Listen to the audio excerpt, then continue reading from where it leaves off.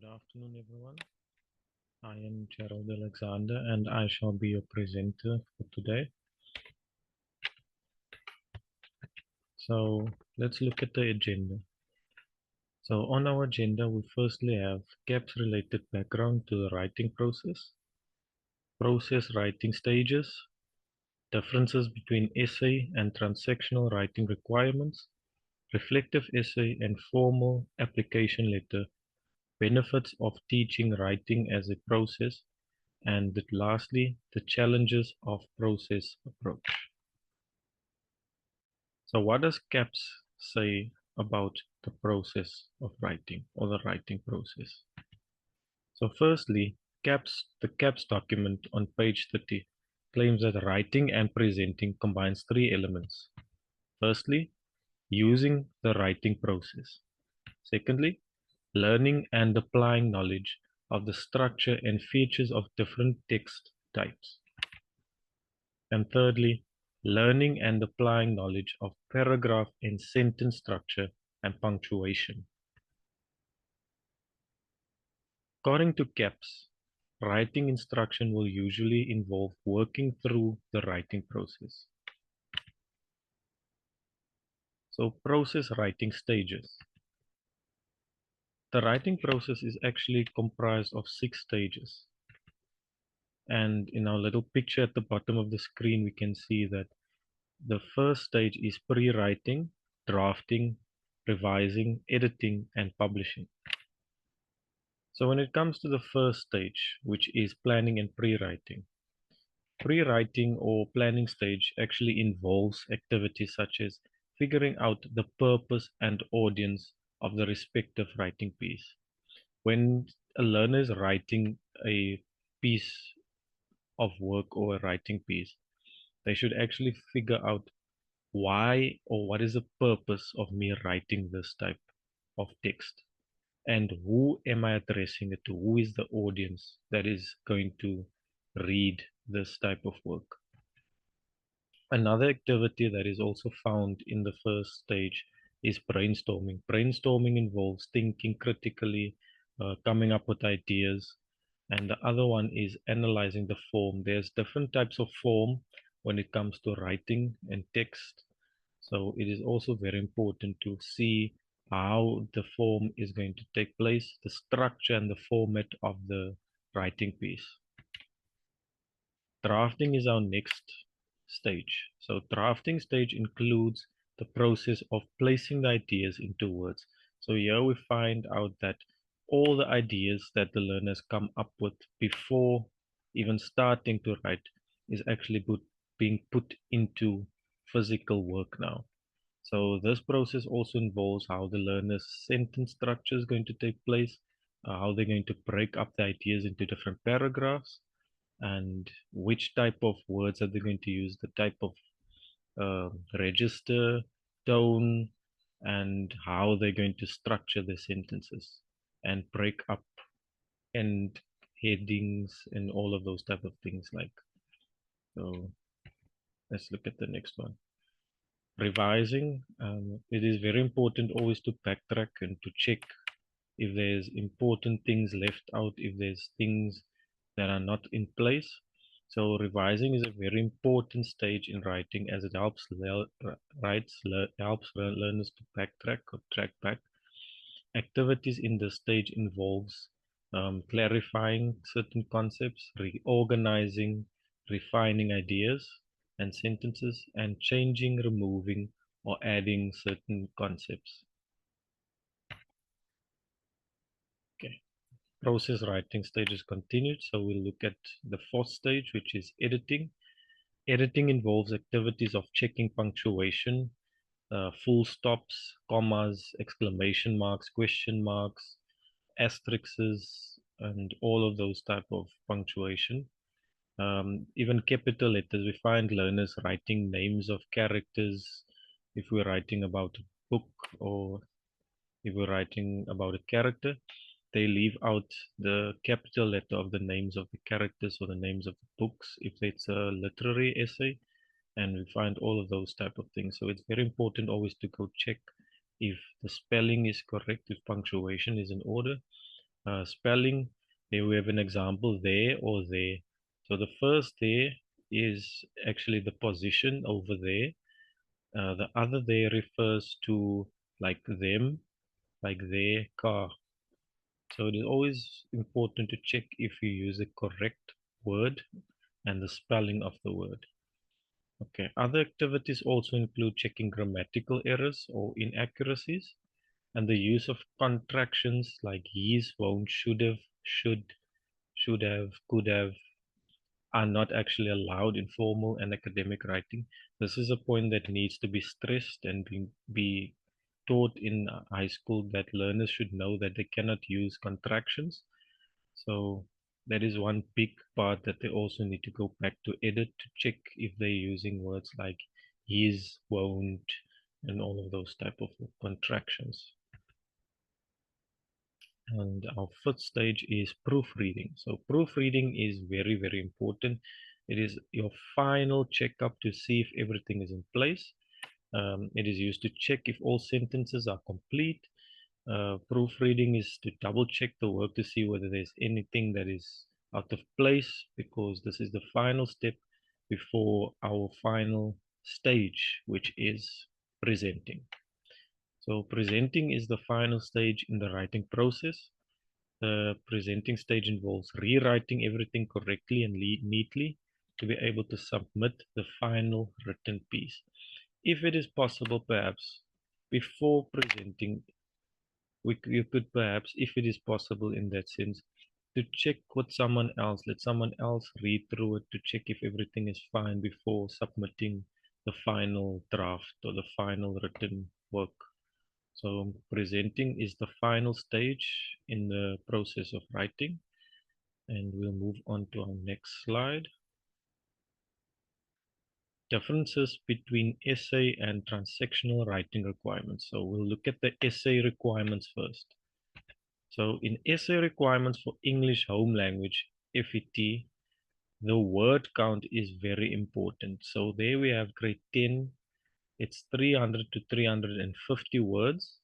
Grade 11 is 350 to 400 words. And grade 12 is 400 to 450 words. The essay format or structure consists of three sections. So we have an introduction, which explains briefly what the essay is about, the topic. The thesis statement is also included there, which will explain what is being discussed within the essay. Then we have your body. Body is broken up into different paragraphs, each paragraph consisting of a different type of idea and heading. And lastly, we have a conclusion. Conclusion ends off the essay. It summarizes everything and no new information is included. And then essays are divided into 5 types, and they are namely narrative, descriptive, reflective, discursive, and argumentative. So those are the 5 types of essays, and we shall move on to the next slide. So the next part is the transactional text requirements. So we already done the essay text requirements. Now we're doing transactional requirements. Okay. So the word requirements for English home language FET is as follows. So every grade from grade 10 to 12 must write between 180 to 200 words respectively. So that is very straightforward. Each grade will have to write between 180 words, 200 words, and the requirements are the same for each grade. And here we get to the comparison. So unlike essay writing, transactional writing is based on real life experiences and it is factual. The texts are an exchange between the writer and the audience. So that is why it actually gets its name, because it's a transaction. It's from one to another. So it's an exchange happening. So the writer is writing and the reader is reading in that simple terms, those simple terms. Transactional text includes letters, reports, diary entries, dialogues, reviews. So each of these respective written pieces have their own format or structure, which we will deal with a little bit later in this session. So there we have an example of a reflective essay. So a reflective essay, the writer actually contemplates an idea and gives their own emotion, reactions, and feelings. So an example of this would be taking learners out to an excursion, maybe to a camp, and asking them to write a reflective essay where they will reflect on their experiences, the, how how they felt the experience was, their opinions, and their subjective feelings towards this excursion. So it is a very personalized type of essay where the writer will actually give their subjective feelings, thoughts, opinions, and views on a specific topic. A process writing approach is implemented by having learners write their own personal experiences, emotions, and views on a specific topic. So they actually put what they feel, their experiences and emotions, their views into words. So they express themselves through words in this case. So it is very important to have a reflective essay because it contributes to the process of writing as learners actually put down on pen and paper their feelings, their emotions, and experiences. And our last point there is this also helps learners express themselves through writing, which can be very beneficial for producing written work. As mentioned just now, that it is very important for learners to be able to jot down how they feel, and a reflective essay is a contribution towards process writing. So the next one we have there is the formal application letter. Okay. So a formal application letter is written for the purpose of applying for a job, admission, or a loan. A process writing approach is implemented by having learners write about their own characteristics and also stating the purpose of application. So in this letter, it is very important for learners to write about themselves, their good qualities, their characteristics, who they are in that sense, and why they feel that they should be the one um, being able to be selected for this job, to be chosen, selected for an interview perhaps. And the other reason that they write the letter is to state why they are applying for the job. So it is also very important to note that who is the audience in this case, because as it is formal, we have to look at the register, we have to look at the word choice, and learners need to pick up that they cannot use contractions and all of that. So the written wording is not colloquial, it is more formal, so they have to check the formal diction in this case. Other ways in which writing approach is used is in the fact that learners must be able to utilize formal register and formalities. Formalities in the sense of good day, greetings, and yours sincerely to end off the letter. So these are associated with the structure and the format of the formal application letter.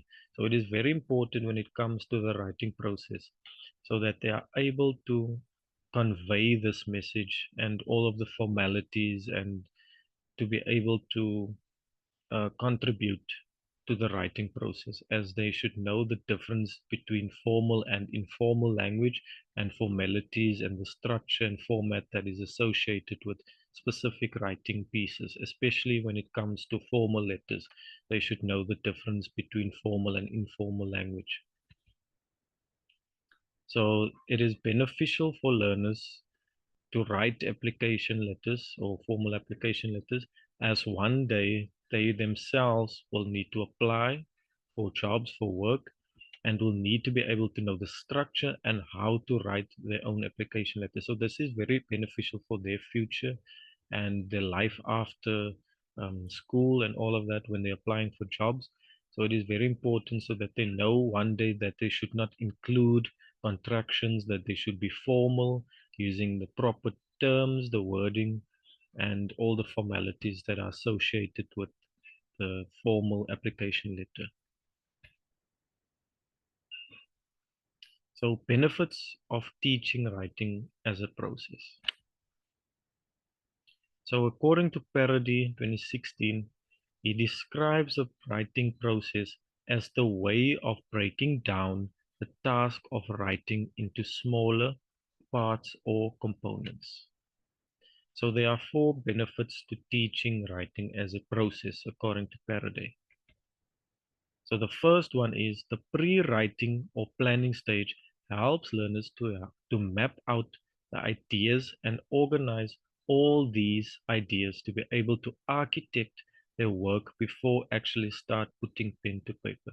So it is very important to first plan out the work before just jumping into the topic and writing irrelevant information and just jotting down things that are not even applicable to the task at hand. So it is very important to figure out what is necessary, what is important, and leave out that is not beneficial or essential for the purpose of the task. The second benefit is that the writing process helps learners structure and label their writing, which makes writing very easy and helps a reader also to understand. So it is very important for learners to break up and label their writing, meaning to break up into paragraphs to see which heading fits by which paragraph, and how this is structured makes it very easy to write upon the specific heading or topic of each paragraph, and this makes it very easy for the reader to understand and know what the type of written text is trying to convey, what the writer is trying to convey, and what the paragraph entails within this writing piece. So the writing process helps learners envision goals for their produce and be able to set standards as to what and how they want their work to look like and how they are going to achieve these goals they set for their written work.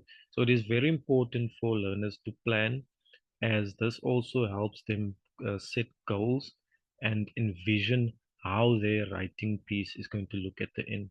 So they set their own standards and they have something to work towards to be able to shape this type of writing piece, not just jump into it and just write a whole blob of what comes to their mind at that specific moment. So it is very important to set goals, and it helps learners to do that and write towards something. And the fourth and the last point is that the benefit of teaching writing as a process is that learners also have the benefit of criticizing their own work to be able to do better and improve on their writing so that they may work harder and produce quality work. So no one is the best critic except for yourself. So in this case, learners have to look themselves in the mirror and look at their work from a non subjective point of view, where they just look at the work for themselves as an object, like objective, where they put their feelings aside and look and criticize their work to see where they can do better, where they can improve. And that is very beneficial, as that might also contribute to their future writing, where they learn from their mistakes to be able to produce quality work for future purposes. And now we get to the challenges of process approach. So the process approach, according to CAP's document, is used when learners read and produce oral or written texts. So four challenges of process approach according to Class ACE. The first one is the process approach is reliant on many different units. If there is a challenge in one unit, for example, reading, it will lead to challenges in other units, such as writing, speech, and listening. So it is very self-explanatory. If a learner struggles to read, then that will lead to the learner being able to won't be able to write, or have difficulty writing, have difficulty in doing orals, speeches.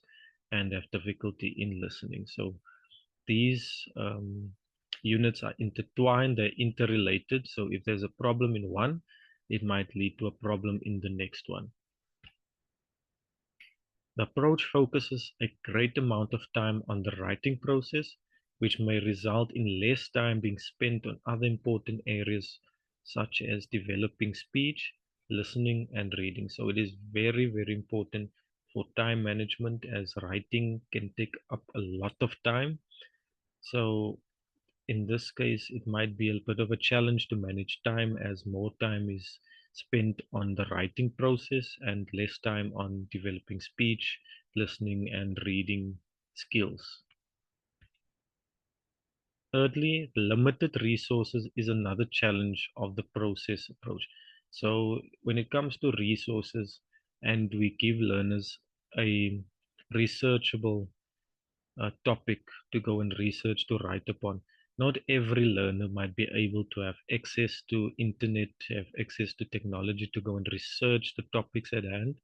So it is also a bit of a challenge to implement a process approach whereby we assume that each and every learner has got the material, the technology, and access to all of these type of resources. So it is very, very challenging also to look at it from that perspective. Fourthly, the process approach is a generalized approach which treats all learners with the same criteria and not subjectively based on culture and learner background. So not every learner comes from the same background, the same experiences growing up. We might have learners coming from rural areas. The English might not be that um, proficient in that sense. They might have the basic English, and um, the process approach just treats them as if they are the same as those that have higher proficiency in English. So it is a very challenging aspect to look at from that type of perspective.